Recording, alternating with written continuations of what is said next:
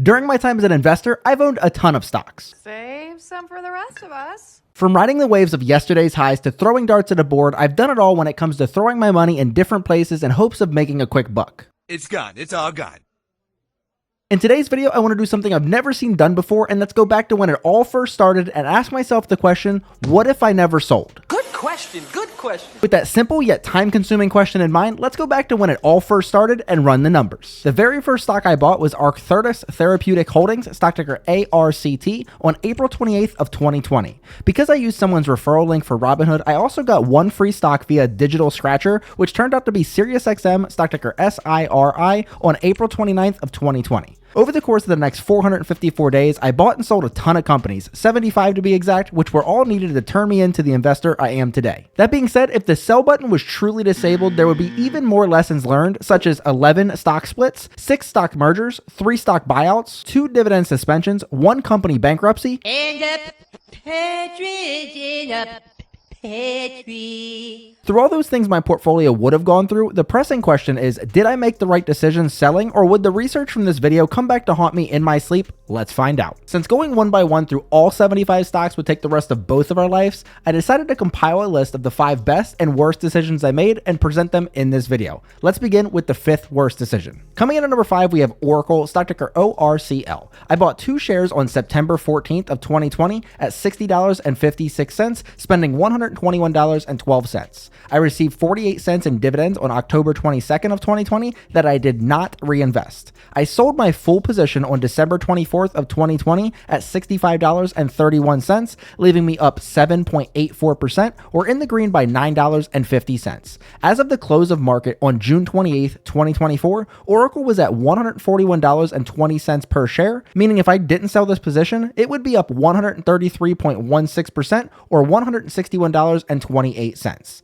This is a difference of 125.31%, meaning I would have been $151.78 better off keeping this one versus selling it.Moving into number 4, we have Carlisle, stock ticker CSL. I bought 0.38567 shares on December 28th of 2020 at $157.16, meaning I spent $60.61. I received 20 cents in dividends on March 1st of 2021 that I did reinvest at $148.03, lowering my cost basis to $152.60.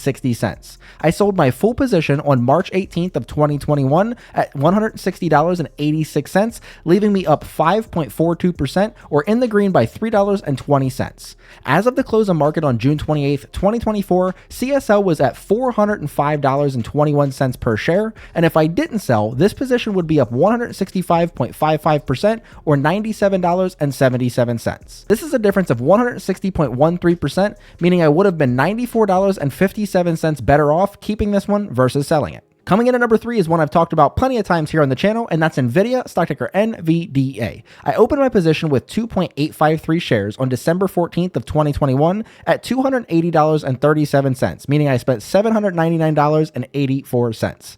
I continued to dollar cost average and reinvest dividends until May 18th of 2023, giving me a total of 10.912 shares with a cost basis of $181.80. I sold my full position on May 19th of 2023 at $312.71, leaving me up 71.98% or in the green by $1,428.16. Well, as the story goes, NVIDIA then completed a 10-for-1 stock split on June 10th of 2024, which would have given me 109.12 shares with a cost basis of just $18.18. As of the close of market on June 28th, 2024, NVIDIA was at $123.54 per share, meaning if I didn't sell, this position would be up 579.43% or a measly $11,496.56. This is a difference of 507.45%, meaning I would have been $10,068.40 better off keeping this one versus selling it. Whoops.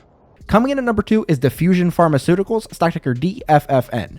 I bought 2 shares of DFFN on May 26th of 2020 at $1.18, spending $2.36. I sold my full position on June 5th of 2020 at $1.04, leaving me down 55.79% or at a loss of $1.17. DFFN then merged with EIP Pharma on August 16th of 2023 to form Servomed, stock ticker CVRO. If I would have held, I would have received 1 share of CVRO CVRO for every 1.5 shares of DFFN I had, leaving me with 1.3333 shares of CVRO at a cost basis of $1.57 if I did my math right. As of the close of market on June 28th, 2024, CVRO was at $17.12 per share, meaning if I didn't sell, this position would be up 988.14% or $72.64. This is a difference of 1,043.93%, meaning I would have been $19.56 better off keeping this one versus selling it. And the worst decision of my life so far was selling SM Energy, stock ticker SM. I bought one share of this on April 30th, 2020 at $3.45, meaning I spent $3.45. I sold that full position on June 1st of 2020 at $3.52, leaving me up 2.03% or in the green by 7 cents. As of the close of market on June 28th, 2024, SM was at $43.23 per share, meaning if I didn't sell, this position would be up a mind-boggling 1,153.04% or $39.78. This is a difference of 1,151.01%, meaning I would have been $39.71 better off keeping this one versus selling it. Now, of course, I'm not a complete idiot. I did make some good decisions. Prove it. Coming in as my fifth best decision, we have BIOC, stock ticker BIOC. I bought 4 shares on May 26th of 2020 at 49 cents, meaning I spent $1.96. I sold that full position on June 2nd of 2020 at 42 cents, leaving me down 14.29% or at a loss of 28 cents. As of the close of market on June 28th, 2024, BIOC was at $0 per share because they filed Chapter 7 bankruptcy on October 13th, 2023. Meaning if I didn't sell, this position would be down 100% or I would have lost my whole $1.96. This is a difference of 85.71%, meaning I would have been $1.68 worse off by keeping this one versus selling it when I did. Coming in at number 4 is a stock I never remember hearing about, which is Gossamer Bio, stock ticker GOSS. I bought 2 shares of this one on May 20th of 2020 at $12.50, meaning I spent $25. I sold my full position on June 5th of 2020 at $12.62, leaving me up 0.96% or in the green by 24 cents. As of the close of market on June 28th, 2024, GOSS was at 90 cents per share, meaning if I didn't sell this position, I would be down 92.79% or $23.20. This is a difference of 93.75%, meaning I would have been $23.44 worse off by keeping this one versus selling it when I did. Coming in at number 3 is a very popular stock in the dividend space, and that's Walgreens Boots Alliance, stock ticker WBA. I bought 1.495435 shares on January 4th, 2021 at $40.53, meaning I spent $60.61. I then received 70 cents in dividends on March 12th of 2021 that I did not reinvest. I sold my full position on March 18th of 2021 at $53.56, leaving me up 32.15% or in the green by $19.49. As of the close of market on June 28th, 2024, Walgreens Boots Alliance was at $12.10 per share, meaning if I didn't sell this position, I would be down 70.16% or $42.52. This is a difference of 102.31%, meaning I would have been $62.01 worse off by keeping this one versus selling it when I did. Coming in at number 2 is Mersana Therapeutics, stock ticker MRSN. I bought 4 shares of this one on May 27th of 2020 at $14.28, spending $57.12. I sold my full position on June 15th of 2020 at $19.58, leaving me up 37.11% or in the green by $21.20.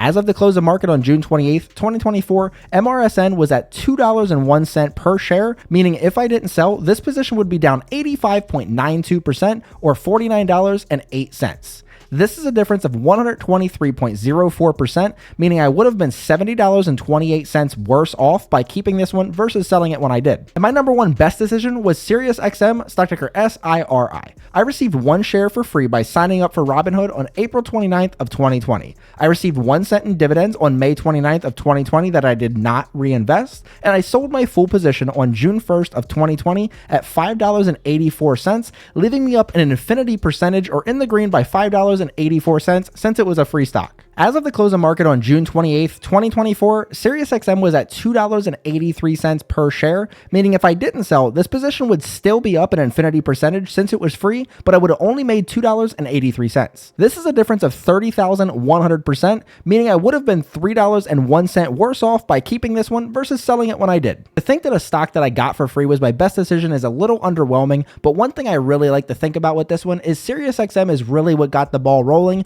getting that 1 cent in dividends that I talked about so many times and really got me into the channel that you guys see today. Now I wanted to hit you guys with some things I just noticed overall while I was doing the research for this video. In some form or fashion, I still hold 8 of those original 75 holdings between my Roth IRA and my taxable account I share here on the channel. I have AbbVie, Air Products and Chemicals, Illinois Toolworks, Visa, and ExxonMobil all in my Retire Early account, and then I have SCHD, Tesla, and VOO still in my Roth IRA. I made more money by selling when I did on 34 of the 75 holdings, which is 45.3%, meaning I made less money by selling when I did on 41 of the 75 holdings, which is 54.7%. My biggest financial gain by selling was actually Tyson Foods at $276.50 in the green, while my biggest financial loss by selling, you guessed it, was NVDA at $10,068.39, and the overall difference by selling was a gain of $2,124.06. Justice has prevailed. And before we go, I wanted to give you guys some takeaways and lessons learned from doing this research. Starting a portfolio can be very hard, it can be very time consuming, and it can even be confusing. This is because you go through so many ideas of why this portfolio idea will be better than your last, and it seemingly never ends with each new idea being the one. If I had to do it all over, knowing what I know today, here's what I would do different. I would build up a $10,000 position into 2 ETFs, such as VOO and QQQM, in either a 60-40 or 50-50 split. Then I would take time to learn about the market, what makes up those ETFs, leading to their solid performance over a long period of time,